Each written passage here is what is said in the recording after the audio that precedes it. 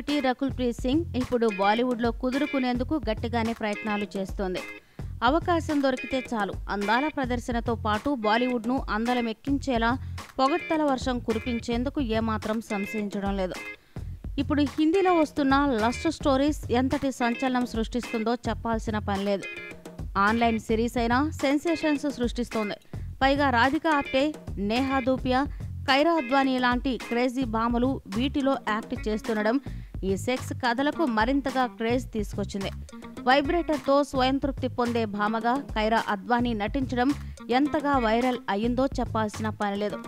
ఇప్పుడు ఈ lust stories పేరుతో ప్రసారం అవుతున్న సెక్స్ కథలు రకుల్ ప్రీత్కి తెగ నచ్చేశాయి. అందుకే వాటిని తెగ పొగిడేస్తూ సోషల్ మీడియాలో ట్వీట్ కూడా పెట్టింది.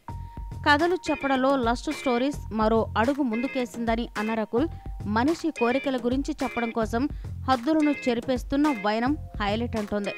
ఇప్పటి వరకు ఆయా పాత్రల్లో నటించిన యాక్టర్లు, తెరకెక్కించిన మేకర్స్ అందరినీ ట్యాగ్ చేస్తూ పొగిడేసింది రకుల్ ప్రీత్ సింగ్. థ్యాంక్ యూ చెబుతూ కైరా అద్వానీ నుంచి రిప్లై కూడా వచ్చింది.